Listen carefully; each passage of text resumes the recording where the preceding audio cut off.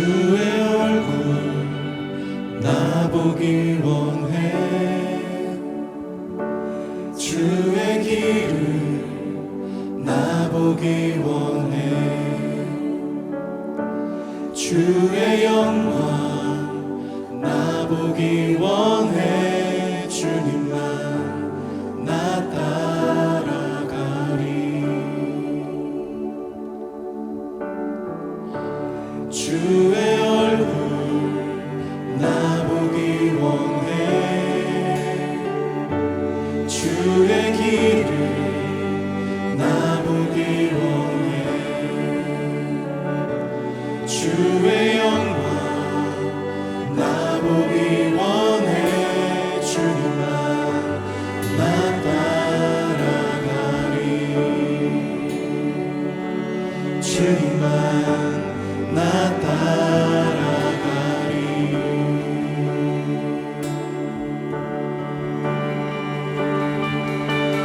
여호와로라 여호와로라 참 위롭고 은혜롭고 오래 참고 선함과 진리가 풍성한 주. 여호와로라 여호와로라 참 위롭고 은혜롭고 오래 참고 선함과 진리가 풍성한 주.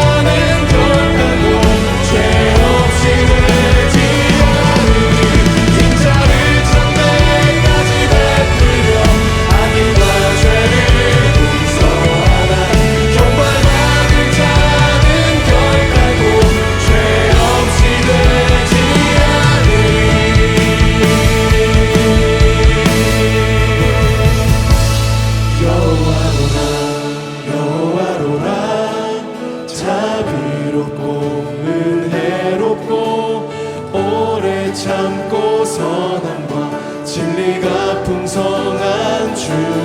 여호와로라 여호와로라 참 위롭고 은혜롭고 오래 참고 선함과 진리가 풍성한 주. 여호와로라 여호와로라 참 위롭고 은혜롭고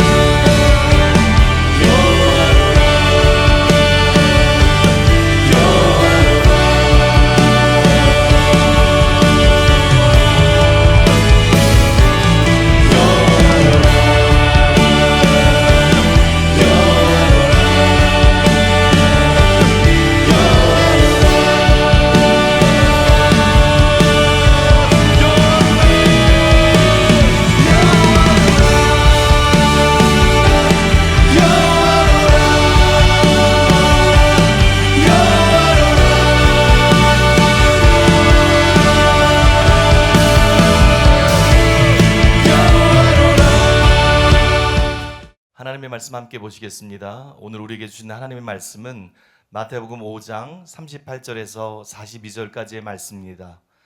마태복음 5장 38절에서 42절까지의 말씀을 한 절씩 교독하고 마지막 절은 다 같이 읽겠습니다. 또 눈은 눈으로 이는 이로 갚으라 하였다는 것을 너희가 들었으나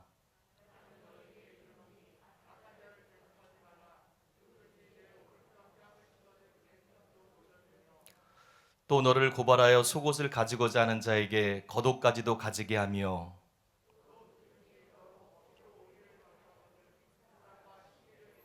다 같이 내게 구하는 자에게 주며 내게 꾸고자 하는 자에게 거절하지 말라. 아멘. 이제 담임 목사님께서 나오셔서 동해복습법에 대한 올바른 이해라는 제목으로 말씀 선포해 주시겠습니다. 동해복습법에 대해서 지난 시간에 첫 번째로 이 구약의 동해복습법을 설명해 드렸고요. 그 다음에 두 번째로는 예수님의 가르침의 핵심, 동해복습법에 대한 예수님의 가르침의 핵심은 악한 자를 대적하지 말라 이것입니다. 이 악한 자를 대적하지 말라, 그거를 살펴봤고, 오늘은 세 번째로 주님이 제시한 구체적인 실천 방안들에 관해서 여러분들에게 설명해 드리기를 원합니다. 예수님은 우리가 어떻게 복수심을 버리고 또 어떻게 악한 자를 대적하지 말아야 하는지 아주 구체적이고 실제적인 그런 사례들을 들어서 설명하셨습니다. 마태복음 5장 39절로 42절. 누구든지 내 오른편 뺨을 치거든 왼편도 돌려대며 또 너를 고발하여 속옷을 가지고자 하는 자에게 겉옷까지도 가지게 하며 또 누구든지 너로 억지로 오리를 가게 하거든 그 사람과 심리를 동행하고 내게 구하는 자에게 주며 내게 꾸고자 하는 자에게 거절하지 말라. 이 네 가지를 살펴보면은 모욕을 당하는 상황, 또 법정에 고발당하는 상황, 그 다음에 로마 군병에게 징집당하는 상황, 그 다음에 돈을 빌려달라고 요청받는 상황, 이 불쾌감이 심한 것에서부터 불쾌감이 덜한 손으로 그렇게 배열이 되어 있다는 것을 발견할 수 있습니다. 오늘은 이 네 가지 중에서 세 가지만 여러분들에게 설명해 드릴 것입니다. 그다음에 여러분들께서 특별히 궁금하게 여기시는 마지막 네 번째는 이제 다음 시간부터 다루게 될 것 같은데요. 첫째로 따라해 보겠습니다. 누구든지 내 오른편 뺨을 치거든 왼편도 돌려대며. 여러분 뺨 맞아 본 적 있어요? 뭐 아마 몇 번씩은 있겠죠, 그죠? 저도 고등학교 3학년 때 그림을 잘 그렸어요. 그래 뭐 선배들도, 미술부 선배들도 제가 가르치고 막 그랬었는데, 이제 제가 미술부를 탈퇴한다 그러니까 옥상으로 불러놓고 따귀를 때리는데 한 30대는 맞은 것 같아요. 이 뺨을 맞는다는 거, 이게 어떤 폭력보다도 나쁜 폭력이에요. 그죠? 때려도 뺨을 때리는 거는 굉장히 안 좋은 폭력입니다. 그래서 사람이 맞는 것 중에 제일 모욕감을 느끼는 게 뭐냐? 뺨을 맞는 거. 뺨을 맞는 게 제일 모욕감이 대단합니다. 더구나 오른편 뺨을 맞았다면 왼손잡이가 손바닥으로 때렸거나 아니면 오른손잡이가 손등으로 때렸다는 거예요. 보통은 오른손을 쓰죠. 그런데 오른편 뺨을 맞았다는 것은 결국 손등으로 때렸다는 거거든요.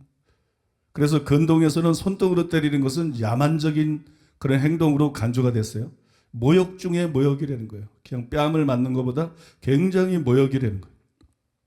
때문에 손등으로 뺨을 때린 사람에게 보통 사람의 1년치 임금을 능가하는 굉장히 큰 돈이죠.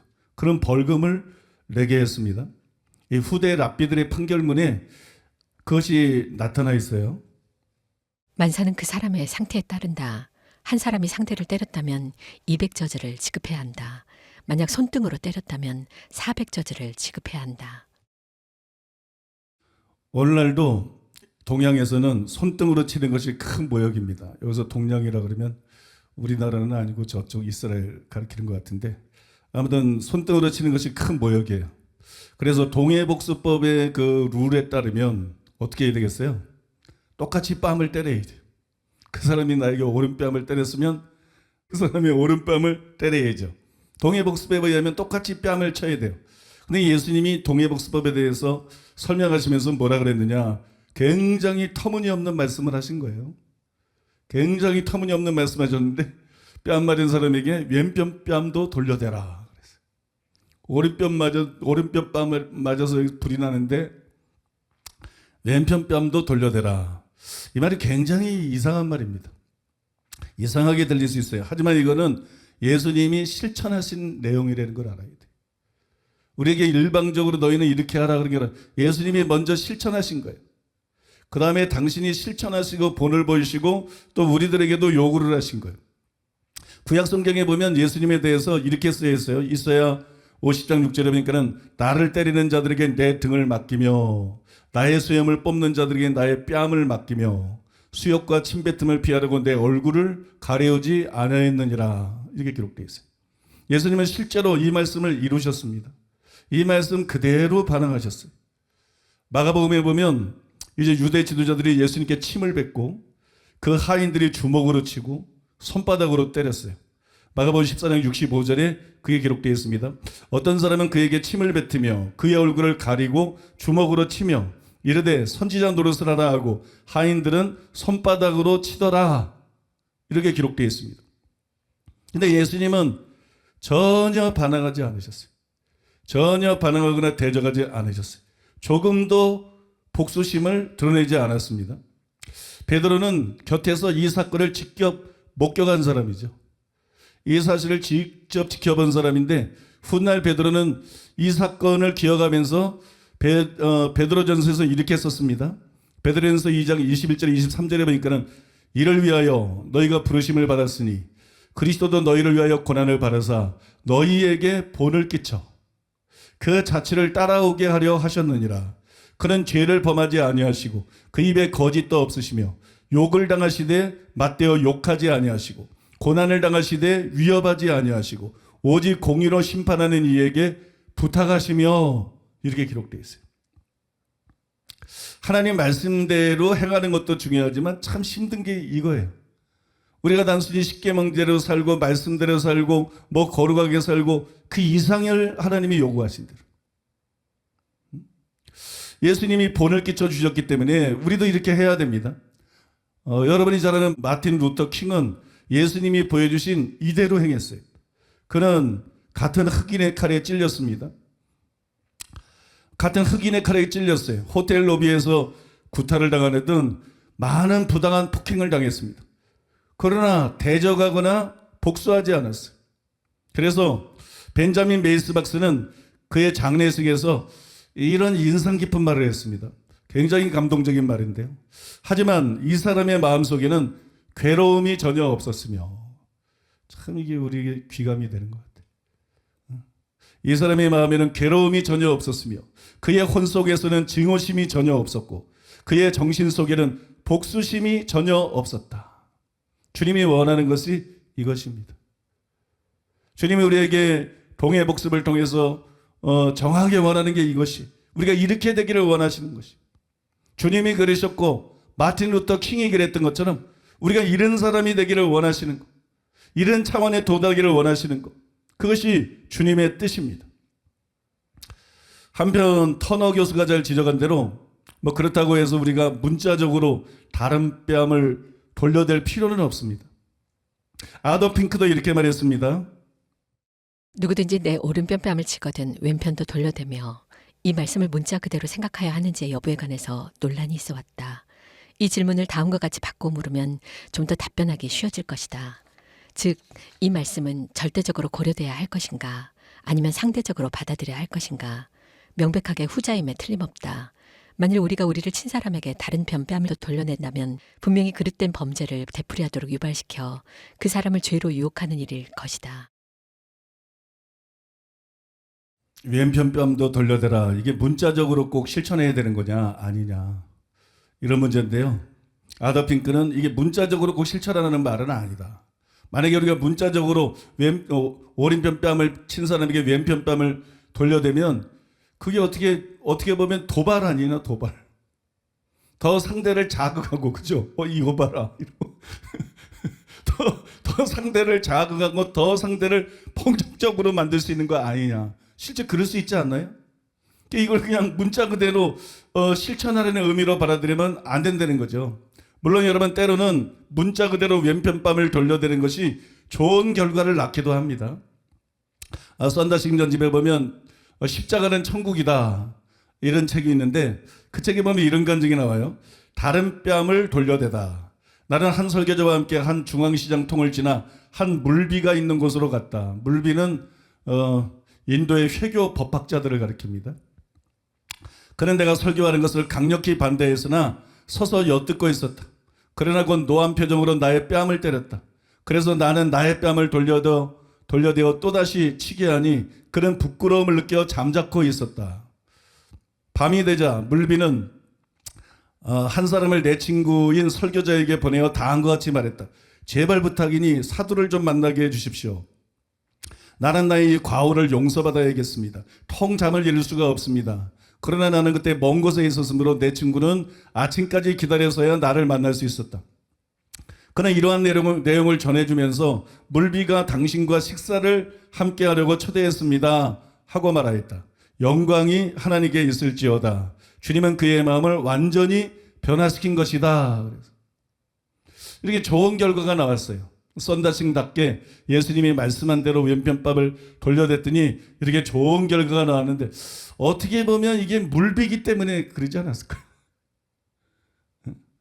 어쨌든 이제 타종교라도 종교 지도자니까 뭔가 좀 도덕적으로 다른 사람보다 나을 수도 있고 양심적으로 살려는 면이 있어서 이게 이렇게 통하지 않았을까요?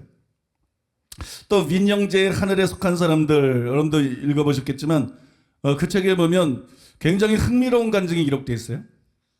가오 마을에서 처음 복음을 전했을 때 주님은 내게 성경의 노래들을 알려주시면서 사람들 앞에서 부르게 하셨다. 마을 사람들은 그 노래들을 잊어버리지 않기 위해 가사를 받아 적었다.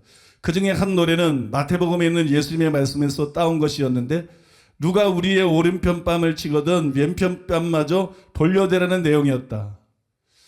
우리가 복음을 인해 박해를 받을 때 어떻게 기뻐하고 즐거워해야 하는지를 가르쳐주는 노래도 있었고 절대로 가론 유다처럼 주님을 배반하지 않도록 해야 한다는 노래도 있었다. 수많은 사람들이 한꺼번에 예수님께 돌아온 일은 결국 정부 기관에 발각되고 말았다. 가오마을에 사는 신도들이 모두 체포되어 공안당국으로 붙들려갔다. 그리고 공안원의 신문이 이어졌다. 누가 예수를 너에게 전했나? 어떻게 너희들이 하나같이 그런 미신에 빠지게 되었느냐 말이야. 형제자매들은 매일같이 밀려드는 기쁨으로 가르쳤다. 그들이 대답해 줄 수 있는 말은 딱 한 가지였다. 우리는 유다처럼 되지 않으렵니다. 우리는 주 예수님을 부인하지 않으렵니다. 공안원들이 그들을 두들겨 패기 시작했지만 그들은 더 많이 기뻐했다. 다른 쪽 뺨도 때려주세요. 공안원들이 막 때릴 때 이렇게 말했다는 거예요. 이 그리스도인들은 웃음을 머금으며 즐거워했다. 결국 때리는 것도 지쳤는지 공안원은 마침내 두 손을 들고 말했다. 이 예수쟁이들 완전히 돌아버렸군. 그러고 나서 집으로 돌려버렸다는 거예요. 근데 이렇게 항상 좋은 결과만 나타나면 좋은데 그렇지가 않아요. 손동희 권사님이 쓴 나의 아버지 손양원 목사 이런 책이 있는데 참 감동적이에요. 그 책에 보면 이런 웃지 못할 일화가 소개가 되어 있습니다.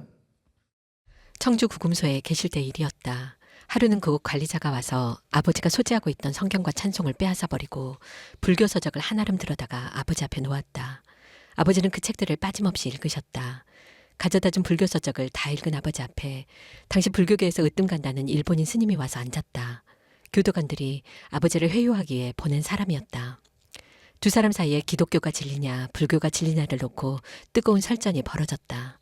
몇 시간 동안 한치의 양보도 없는 논리 싸움이 계속되었다. 원래 그 일본인 스님은 마음속으로 기독교를 저급한 종교라고 얕잡아보고 있던 사람이었다. 두 사람의 논쟁이 점점 열기를 띠기 시작했다. 그러나 시간이 지날수록 말문이 막히는 쪽은 오히려 스님이었다. 한낱 보잘것없는 죄수 따위에게 신앙 토론에서 밀리고 있다는 자각이 그 스님을 흥분시켰으리라. 일본인 스님은 벌떡 일어나더니 네 놈이 감히 나에게 이기려고 도전하느냐? 하며 느닷없이 아버지의 뺨을 때렸다. 아버지는 흥분한 그 스님을 향해 조용히 말씀하셨다.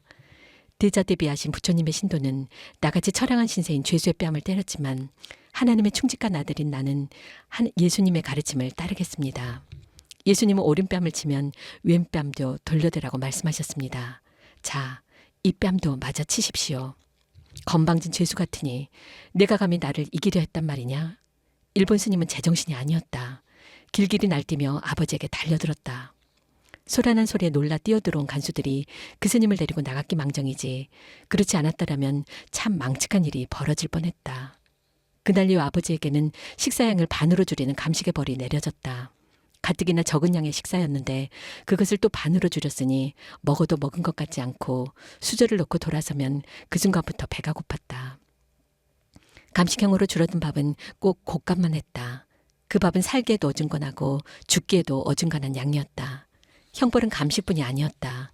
구금소 측에서는 아버지에게 매일 불교 서적을 읽게 하고 일군의 감상문을 써내도록 주문했다.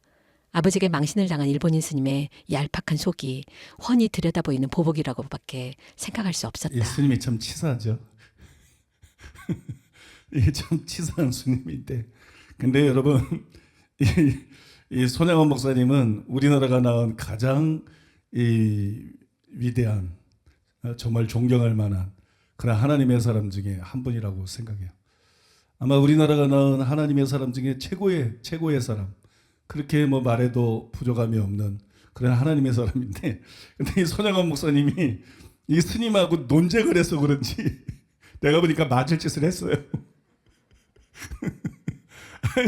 아니 이렇게 사랑이 많고 인품이 훌륭한 분이 말을 해도 아다르고 어다른 거거든요. 이 논쟁하다가 뺨을 딱 맞고 나서 대자대비하신 부처님의 신도는 나같이 처량한 신대의 죄수의 뺨을 때렸지만 하나님의 충직한 아들인 나는 예수님의 가르침을 따르겠습니다. 예수님은 오른편 뺨을 치면 왼편도 돌려대라고 하셨습니다. 자, 이제 이 뺨마저 치십시오. 이건 진짜로 도발하는 거거든요. 이건 아무튼 좀 경우가 특이하지만 어쨌든 때로는 이렇게 여러분 왼편 뺨을 돌려대는 것이 상황을 악화시킬 수도 있다는 것이에요. 그게 꼭 최선은 아니라는 것입니다. 그래서 여러분 예수님의 말씀은 문자 그대로 왼편 뺨을 돌려대야 된다, 그렇게 말씀하고 있는 것이 아닙니다. 로이드 존슨은 이렇게 말했어요. 나는 너에게 이르노니 악한 자를 대적하지 말라. 누구든지 내 오른편 뺨을 치거든 왼편도 돌려대며. 이미 설명한 일반 원리에 비춰볼 때 이 말씀은 무슨 뜻입니까? 이것은 우리가 보복 정신을 제거해야 하며 우리에게 가해지는 가해나 악에 대해서 방어하고 복수하려는 욕망을 제어해야 할 것을 의미합니다. 이거는 단순히 왼편을 돌려대라는 말이 아니라는 거예요. 악한 자를 대적하지 말라는 말을 설명하기 위해서 하는 말이에요. 지금 우리 속에 복수심이 없어야 되는 거예요. 우리 속에 복수심이나 원한이나 분노하거나 그런 것이 없어야 된다는 거예요. 그렇게 반응하고 그렇게 대처할 수 있는 사람이 되어야 된다는 거예요. 아까 여러분 루터 킹 목사님의 마음 상태에서 말한 것처럼 그것이 예수님께서 원하시는 것이지, 그냥 외적으로 뺨을 돌려대는 행동, 그걸 원하는 게 아니라는 것이. 주님이 정말로 원하는 것은 마틴 루터 킹 목사님의 마음 같은 그런 마음, 그런 사람이 되기를 원하시는 것입니다. 그래서 우리가 이 말씀의 의미를 그렇게 이해를 해야 됩니다. 제 말을 듣고 어떤 사람은 그러면 이건 예수님의 가르침을 너무 약화시키는 거 아닌가, 이렇게 생각할 수도 있어요. 그러나 이사야 50장 6절에 보니까 나를 때리는 자들에게 내 등을 맡기며 나의 수염을 뽑는 자들에게 나의 뺨을 맡기며, 이렇게 기록되어 있어요.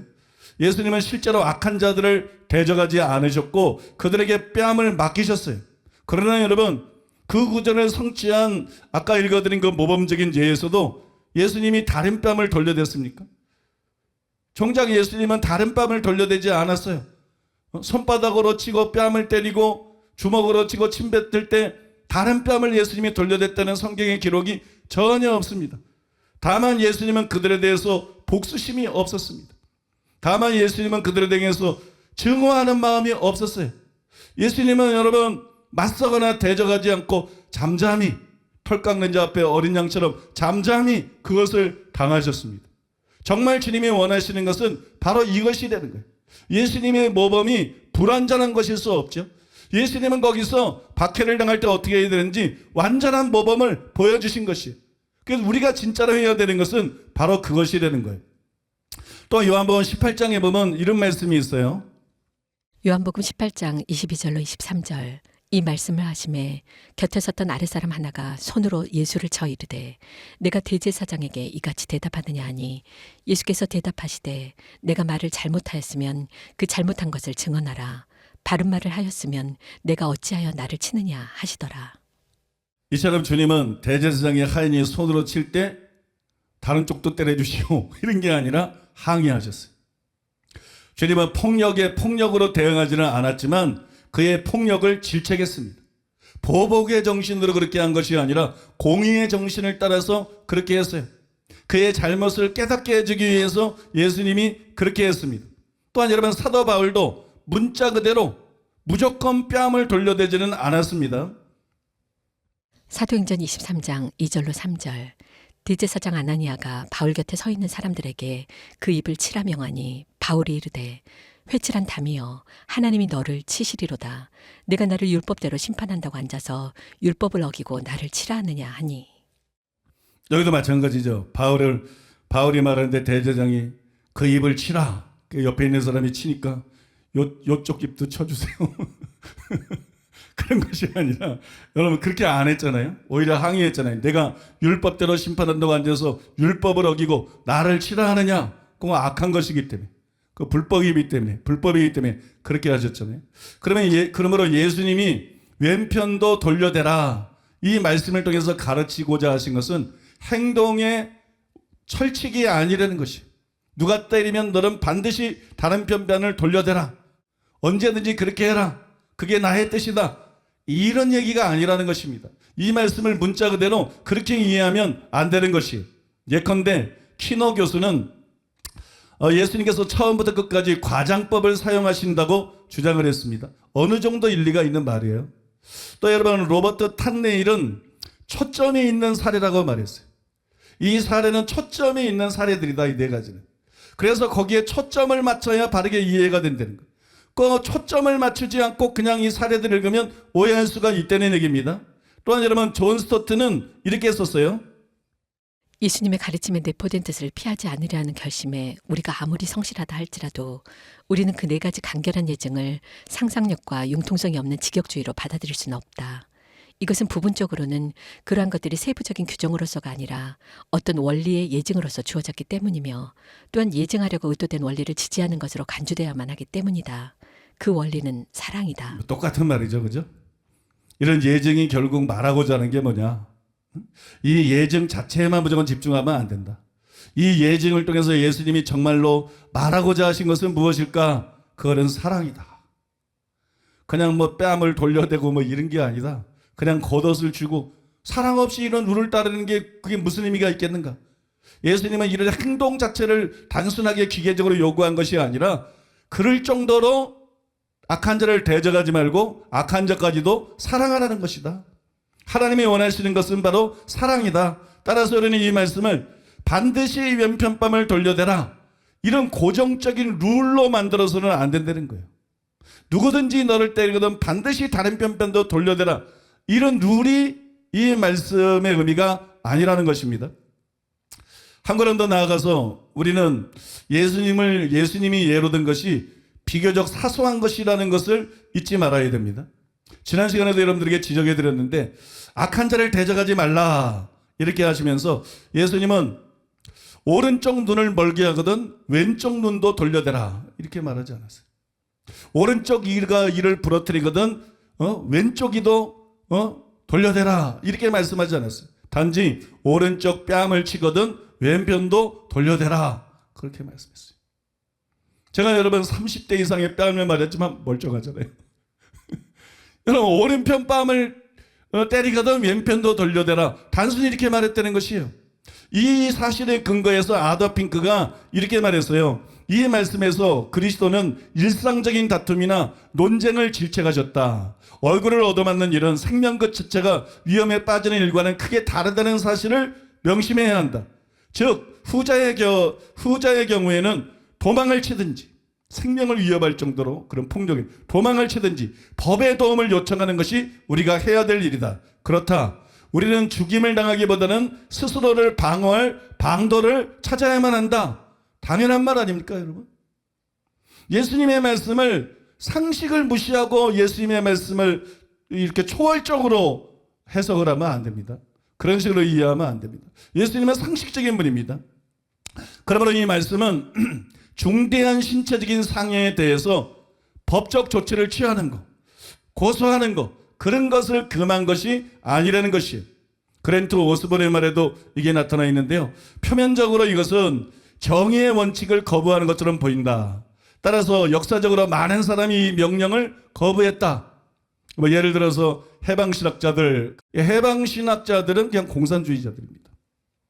이 사람들은 기독교인이 아니고 그냥 기독교 내부에 들어온 이단이고 공산주의자들입니다. 그래서 나라를 공산화시키려고 하는 사람들입니다. 그들이 이런 걸 받아들일 리가 없죠. 그죠? 하지만 대부분 예수님이 법적 권리보다 개인적인 복수 수준에서 보복 수준에서 말씀하시는다는 것에 동의한다. 즉 법적으로 고소해야 될 거를 막는 게 아니라는 거예요. 뭐 뺨 때린다고 넌 난 뺨 때렸으니까 고소한다. 이런 거는 예수님 말씀에 위배되는 거예요. 그러나 여러분 심각한 그런 상해들에 대해서는 법적인 책임을 당연히 공의의 차원에서 물을 수 있는 것입니다. 내가 그를 뭐 미워하고 내가 그를 증오하지 않더라도 여러분 법적인 책임을 묻는 것이 가능한 것이, 이처럼 예수님이 모든 고소를 금한 것이 아니라는 것은 바울의 선례를 통해서도 우리가 재확인할 수 있어요.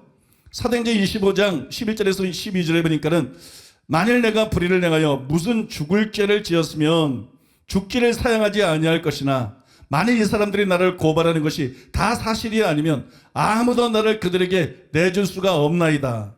내가 가이사께 상소하노라 한데 베스도가 배석자들과 상의하고 이르되 네가 가이사에게 상소하였으니 가이사에게 갈 것이라 하니라. 이렇게 기록되어 있어요. 바울도 필요할 때는 가이사에게 고소를 했다는 것이. 뭐 예수님을 사도 바울보다 닮은 분이 누가 있어요? 예수님의 뜻을 또한 사도 바울보다 더 잘 알고 있는 분이 누가 있겠습니까? 아무도 없죠. 그죠? 근데 바울도 여러분 필요할 때는 안전을 위해서 고소를 했다는 것이, 그러니까 이것이 어떤 심각한 위해나 심각한 위험을 당할 때 그냥 이 예수님의 말씀을 따라서 그들을 고소하지도 말고 그냥 이쪽을 때리면 저쪽을 돌려대고 뭐 그런 말씀이 절대로 아니라는 것이. 그래서 이 말씀을 우리가 양쪽 다 균형 있게 잘 이해를 하고 그 다음에 실천해야 될 줄로 믿습니다. 두 번째로 따라해 보겠습니다. 또 너를 고발하여 속옷을 가지고자 하는 자에게 겉옷까지도 가지게 하며. 여러분들 그런 생각들을 아마 많이 해보셨을 텐데, 제가 어릴 때 성경을 읽는데 이 구절을 읽는데 참 더럽다. 이해가 안 가는 거야. 이해가 안 가네. 왜 저렇게 남의 속옷을 가지려고 할까? 남이 입었던 속옷을 찝찝해서 빨아서 입어도 그렇지 어떻게 입나?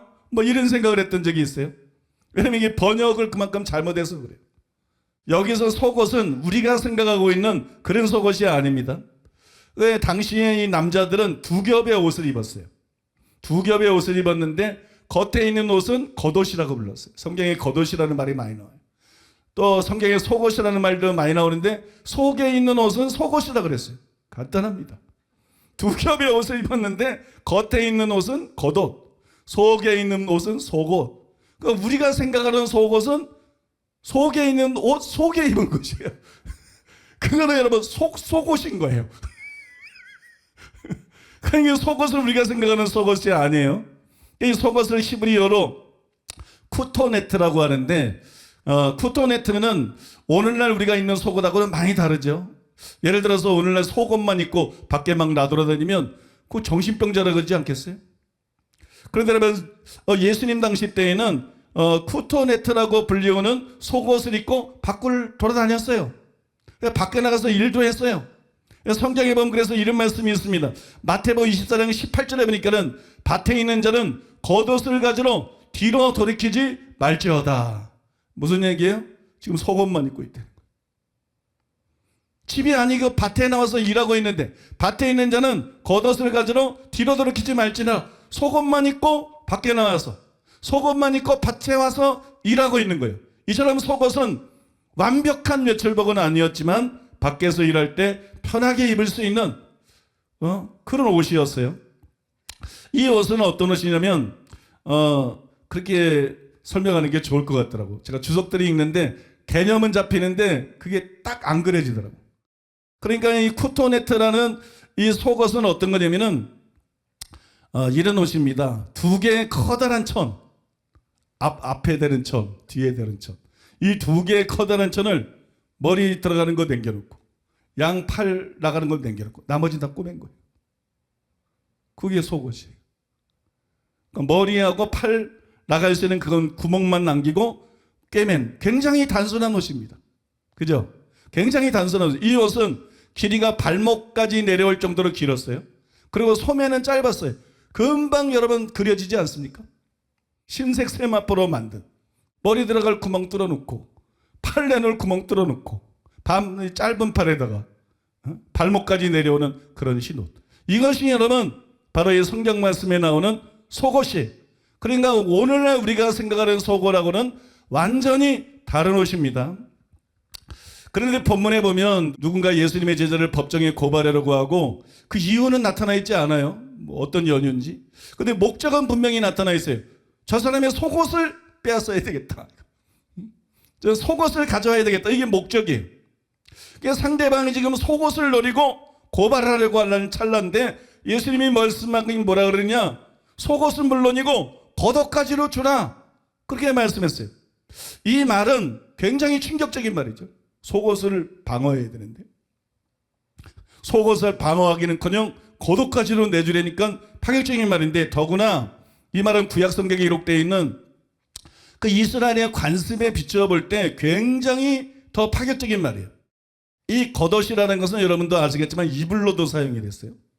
겉옷은 이불로도 사용이 되었기 때문에 전당을 잡을 수는 있었어요. 잠시 전당을 잡을 수는 있었지만 빼앗지는 못했어요. 왜냐하면 밤에 그러면 덮을 이불이 없는 거니까. 가난한 사람들은 옷도 많이 없고 그게 전부인 경우가 많으니까, 그래서 이걸 낮에 전당 잡을 수는 있어도 밤이 되기 전에 돌려줘야 됐어요. 그게 여러분 성경의 룰입니다. 그게 하나님이 정하신 법이에요. 출애굽기 22장 26절 27절에 보니까는 내가 만일 이웃의 옷을 전당 잡거든 해가 지기 전에 그에게 돌려보내라. 그것이 유일한 옷이라. 그것이 그의 알몸을 가릴 옷인즉 그가 무엇을 입고 자겠느냐? 그가 내게 부르짖으면 내가 들으리니 나는 자비로운 자이민이라. 이렇게 말씀했어요. 이 겉옷에 대한 얘기죠. 그 다음에 신명기 24장 12절에 13절에 보니까 그가 가난한 자이면 너는 그의 전당물을 가지고 자지 말고 해질 때에 그 전당물을 반드시 그에게 돌려줄 것이라. 그리하면 그가 그 옷을 입고 자며 너를 위하여 축복하리니 그 일이 네 하나님 여호와 하나님 앞에서 내 공의로움이 되리라. 그렇게 말했어요. 이게 큰일이 아니라 작은 일에 충성하는 사람이 충성된 사람이에요. 사랑도 거창한 일이 아니라 작은 일에 신경 쓸 수 있는 게 진짜 사랑이에요. 작은 거를 생각할 수 있는 거. 그죠? 이건 자기가 경험하지 않으면 거의 알 수 없는 거예요. 막 집을 팔아 구제하고 막 이런 게 아니라 이런 작은 거. 하나님이 사랑이시라는 것이, 하나님이 얼마나 놀라운 사랑인가. 하나님이 아시는 게 뭐가 있어요. 근데 하나님이 이런 법조항들을 계속 말씀하신다. 굉장히 하나님은 섬세하시다. 하나님은 사랑이시고 하나님은 우리 머리털을 다 세실 정도로 우리 각 사람에 대해서 세세한 관심을 갖고 계신다. 믿습니까? 여러분, 우리가 사랑을 실천해도요, 남에게 보이기 위해서 막 거창한 일말인 게 아니라 이런 사랑을 실천해야 돼. 꼼꼼해야 돼, 사랑이. 그죠? 꼼꼼해야 돼. 하나님을 본받아서 그런 사랑을 실천하는 사람들 되시기를 바랍니다. 그런 저 여러분 되시기를 바랍니다. 여러분, 이 말씀들 때문에 고소한 사람이 법적으로 빼앗을 수 있는 속옷만 노린 것일 수가 있어요. 그런데도 예수님은 법적인 권리를 포기하고 법적인 겉옷에 대한 권리를 포기하고 그 겉옷까지도 주라고 하셨어요. 그럴 정도로 철저히 복수심을 버리라는 것이에요. 철저하게 복수심을 버리고 악한 자를 대적하지 말라는 것이에요. 그런 정신으로 살려는 것입니다. 그런 마음으로 살려는 것입니다. 그런 사람이 되라는 것입니다. 호전적인 사람이 되지 말고, 복수심에 불타오르는 사람이 되지 말고, 남과 싸우는 사람이 되지 말고, 믿습니까? 이런 사람이 되려는 것이에요. 그것이 여러분 예수님이 보여준 하나님의 뜻인 것입니다. 한편 그럼에도 불구하고 이 말씀은 우리의 소유를 빼앗기 원하는 자에게 무엇이든지 무조건 주라, 그렇게 말씀하고 있는 게 아닙니다. 그런 말씀은 아니에요. 아더 핑크가 그걸 아주 잘 설명했는데요. 이렇게 설명했어요. 이 두 번째 예가 하찮은 성격의 일에 관한 것이라는 사실을 주목해야 된다. 몇 번 같은 거를 말씀드렸죠. 그냥 속옷 가지고자 하는 거예요. 그 다음에 겉옷까지도 주려는 거예요. 네 집을 줘라, 그런 얘기가 아니에요. 네 전재산을 줘라. 그건 바보입니다, 여러분. 악한 자가 그걸 가지려고 막 고설하는데 그냥 집 줘버려라. 싸우지 말고. 그냥 너희 땅 다 줘버려라. 너희 재산, 은행 통장에 잔고 다 줘버려라. 바보 아니에요? 예수님의 말씀을 그런 식으로 이해하면 안 된다는 거예요. 그렇게 우스꽝스럽게 이해하면 안 된다는 거예요. 하찮은 성격의 일에 관한 것이라는 사실을 주목해야 된다. 바로 그 앞에 얘가 칼로 수족을 잘리는 가혹한 일이 아니라 뺨을 맞는 일을 언급했듯이, 이 예도 우리의 재산에 대한 포획이 아니라 단지 겉옷을 잃는 것에 관해서 다루고 있다. 이 사실을 충분히 주의하지 않는다면 우리는 주님의 권고가 강조하는 점을 놓치기 쉽고 전적으로 어긋나는 적용을 하게 된다. 그리스도가 본문에서 비난하신 것은 법정의 합법적인 이용에 대해서가 아니라 지나치게 사소한 일을 법적으로 해결하는 방법에 대해서이다. 그와 같은 행동은 경쟁적인 정신 내지 복수심으로 가득 찬 마음을 증거하는데, 이런 고린도전서 6장 1절이와 8절까지의 말씀이 지적하는 바와 같이 그리스도인들에게 어울리지 않는 것이다. 그런데도 일반적으로 사람들 사이에 그러한 일들이 너무도 자주 일어나고 있다. 비록 의무가 우리를 속인 자에게 법적 행동을 취하도록 우리에게 요구하는 경우도 있지만 그것은 최후에 의지할 방법이어야 한다. 이렇게 잘 설명했어요. 여전히 어떤 분들은 또 이 해석에 대해서도 이런 해석이 그러나 예수님의 말씀을 너무 약화시키는 거 아닌가, 이렇게 우려할 수도 있어요. 그럼 우려는 건전한 것입니다. 그렇게 우려할 수도 있어요. 예수님이 인용한 눈에는 눈으로, 이에는 이로, 이 동해복수법이라는 것은 결코 가벼운 것만 말하고 있는 것 아니지 않는가? 실제로 눈에는 눈으로, 이에는 이로, 이걸 설명하고 있기 때문에 이건 너무 예수님의 말씀을 약화시키는 거 아닌가, 그런 생각이 더 옳게 느껴질 수도 있어요.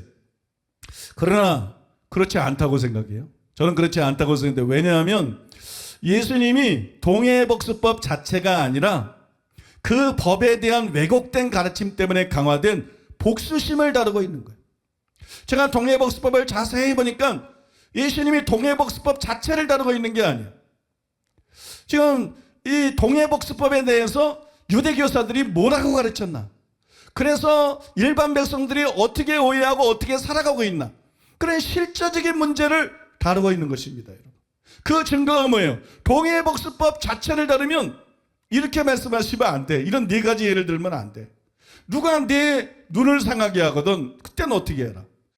동해복수법에서는 눈에는 눈으로 그랬지만 나는 너에게 이렇게 말한다고 말한다. 누가 이를 부러뜨렸으면 동해복수법은 이에는 이지만 나는 너에게 말해 너희는 이렇게 행하라. 이렇게 설명해야 되거든요. 근데 예수님은 그런 얘기를 전혀 안 했어요. 이게 무슨 얘기입니까? 예수님이 동해복수법에 대해서 설명하고 있지만 동해복수법 자체를 지금 다루고 있는 게 아니라는 거예요. 동해복수법에 대한 잘못된 가르침을 다루고 있다는 거예요. 그 가르침 때문에 백성들이 잘못 반응하는 거예요. 어떻게 잘못 반응해요? 눈에는 눈을 뽑아버리고 이에는 이를 부러뜨려버리고 이렇게 백성들이 잘못 반응하고 있는 게 아니죠. 그것 때문에 복수가 합법적인 거구나. 그러고 난 다음에 삶 속에서 예수님이 네 가지 사례를 든 것처럼 그렇게 복수심을 가지고 사는 이런 일들이 있었던 것이거든. 예수님이 그게 잘못됐다고 보신 것이거든. 그 다음에 예수님이 그것을 바로잡기를 원하신 것이거든요. 여러분 이해가 되십니까? 그래서 여러분 이것이 예수님의 가르침을 약화시키는 것이 아니다. 예수님은 실제 이런 문제들에 대해서 말씀한 것이지 그 동해복수와 자체가 언급하고 있는 그런 중대한 범죄를 어떻게 처리해야 되느냐, 그것에 관해서 지금 말씀하고 있는 것이 아니라는 것입니다. 그래서 여러분, 이런 해석들이 정당하다고 생각하는 것이. 마지막 세 번째로 따라해 보겠습니다. 또 누구든지 너로 억지로 오리를 가게 하거든 그 사람과 심리를 동행하고. 여러분, 이런 일은 그 당시에 매우 흔한 일이었어요. 당시 로마 군대는 신체 건강한 남자들을 징발할 권한을 갖고 있었어요. 그래서 지역을 행군하면서 군대가 특정 지구나 구역 내에서 운반인으로 또한 안내인으로 이 사람들을 차출해서 일하도록 하는, 그렇게 강요할 수 있는 권한이 있었어요. 그래서 짐을 한 장소에서 어떤 장소를 이렇게 운반을 해야 되면은 사람을 징발해가지고 오리 정도 이 짐을 들고 가자. 들고 가게 해요. 또 거기에 도착하면 또 다른 사람을 징발해요. 그래서 오리 정도 들고 가자. 그 다음에 또 가면 이제 또 다른 사람을 징발해요. 그래서 오리 정도 들어가자. 그러니까 사람이 자기 일을 보통 하고 있는데, 그 당시에는 오늘날하고 다르잖아요. 다 몸으로 때우고 일해야 먹고 사는 시대잖아요. 그러니까 자기 일을 열심히 하고 있는데 갑자기 군인들이 와가지고, 자, 여기서 다음 지점까지 이 짐을 들고 가자. 오리만 가자. 오리만 이 짐을 들어다 달라. 이렇게 하는 일이 굉장히 흔했다는 것이죠. 우리는 예수님의 십자가를 강제로 지고 갔던 구레네 시몬에게서 그 예를 찾아볼 수가 있습니다. 마가복음 15장 21절에 보니까 마침 알렉산더와 루퍼의 아버지인 구레네 사람 시몬이 시골로부터 와서 지나가는데 그들이 그를 억지로 같이 가게 하여 예수의 십자가를 지우고. 성경을 읽으면서 저도 그렇지만 다 부러워할 거예요. 십자가가 얼마나 무겁든 말든, 야, 이게 얼마나 영광이냐, 이게 얼마나 특권이냐, 그죠? 나도 이 구절에 있는데 막 부럽더라고. 내가 그 자리에 있었다면, 그죠? 내가 그 자리에 있었다면. 예수님의 십자가를 진 거는 이렇게 영광스럽고 또 흠모할 만한, 이게 참 특권이고 복이죠. 그러나 여러분, 로마 군병이 와가지고 이 짐을 오리 정도 들고 가자, 이거는 여러분 달가운 일이 아니에요. 즐거울 리가 없죠. 다 이거는 못마땅합니다. 이런 요구는 고되고 불편한 것이었고, 사람들은 마지못해서 어쩔 수 없어서 그런 요구에 응했습니다. 더구나 왜 이스라엘 사람들이 이것을 싫어했냐 그러면, 이거는 정복당한 백성들에게 공공연한 모욕이 되는 거예요. 로마인이면 그런 요구를 하겠어요? 그런 요구를 못하죠. 근데 로마가 정복한, 그죠? 정복당한 나라의 백성들이기 때문에 힘이 없고 그들의 압제 아래에 있어서 그들이 부르면 갈 수밖에 없고 그들이 오랫동안 무거운 짐을 들어달라면 들어줄 수밖에 없고, 이게 일종의 굴욕이잖아요. 굴욕. 일을 하면서 굴욕함을 느끼기 때문에 유대인들은 그걸 굉장히 싫어했고 또 그런 일들에 대해서 분노심을 느꼈어요. 너무 당연한 것입니다. 사람들이 생각할 땐 너무 당연한 것입니다. 근데 예수님은 이것도 잘못했다는 거예요. 그래서 로마 군병들을 미워하고, 속으로는 미워하고 속으로는 욕하고 속으로는 화내면서 어쩔 수 없이 오리를 가는, 이것은 일반 사람들로는 이게 당연한 거지만 그리스도인은 세상의 빛이다. 그리스도인은 세상의 소금이다. 그래서 그리스도인은 달라야 된다는 거예요. 그래서 예수님께서 여기에서 이것을 포함시킨 거예요. 예수님은 이런 불쾌하고 강제적인 일에도 불평하거나 노여워하지 말고 도리어 그들의 요구를 초과해서 자발적으로 응하라고 말씀을 했습니다. 여러분, 군대에서는 이런 일이 굉장히 많습니다. 군대는 이런 일이 굉장히 많죠. 그럴 때 이 말씀이 굉장히 도움이 되는 말씀이에요. 그러나 이것이 어떻게 보면 우리하고 무관한 것 같은데 무관하지가 않아요. 사회는 그렇게 정의롭지가 않습니다. 가정뿐만이 아니라 직장이나 학교나 어디든 그렇게 정의롭지가 않습니다. 꼭 시켜야 될 일만 시키지 않습니다. 꼭 시켜야 될 일만 시키지 않고 꼭 요구해야 될 것만 요구하지 않아요. 그래서 우리 속에서 분노심이 올라올 수 있어요. 우리 속에서 적대심이 올라올 수 있어요. 여러분, 우리 지금 이 시대에도 직장이나 여러 곳에서 이와 유사한 달갑지 않은 일들을 억지로 해야 될 그런 상황들을 우리가 수시로 겪을 수 있다는 것입니다. 얼마든지 겪을 수가 있다는 것이, 그때 우리가 어떻게 해야 되느냐? 예수님의 이 말씀을 기억하려는 거예요. 누가 너희를 오리를 가져 하거든 도리어 심리를 가져라. 왜? 그 사람이 옳아서가 아니라, 그 사람이 정당해서가 아니라 너는 그리스도인이니까. 너는 변화된 사람입니까? 너는 하나님의 성품을 반영하는 사람입니까? 너는 사랑의 사람이니까. 누가 너에게 오리를 가져 하면 기쁜 마음으로 심리를 가져라. 제가 이 설교를 준비하는데 생각난 사람이 있었어요. 시원한 바람. 카페에 시원한 바람 아시죠? 그죠? 그 초등학교 선생님. 그분이 예전에 글을 올린 걸 보니까 학교에서 선생님들마다 다 마다하는, 누구도 하기 싫어하는, 맡기 싫어하는 그거를 갖다가 본인이 맡아가지고 자원해서 일을 할 때 본인도 하기 싫지만 그리스도인이기 때문에 사랑의 마음으로 할 때 다른 선생님들이 감동하고 마음이 녹아지고 또 뭐 예수를 믿고 기독교에 우호적이 되고 이런 일들. 굉장히 여러분 그때 제가 읽을 때에도 야, 이게 굉장히 실제적인 모범이다 그런 생각을 했어요. 뭐 눈에 띄는 굉장한 일을 하는 것보다도 이게 참 하나님의 사랑이 섬세한 것처럼 이게 아주 작은 일 같으면서도 굉장히 실제적이고 중요한 일이다.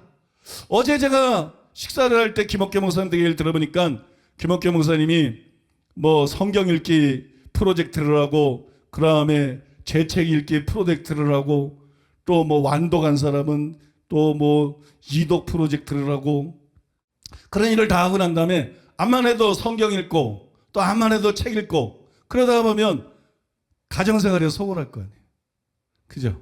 남편에게도 소홀하고 자녀들에게도 소홀하고 그래서 그 다음 프로젝트를 갖다가 집안 치우기 무슨 프로젝트를 했다며? 집안 청소하고 뭐 정리하고 뭐 근데 이게 아주 그냥 대박이라는데요. 이게 뭐 남편들이 야 이런 것도 교회에서 시키냐? 이것도 교회에서 프로젝트를 시키냐?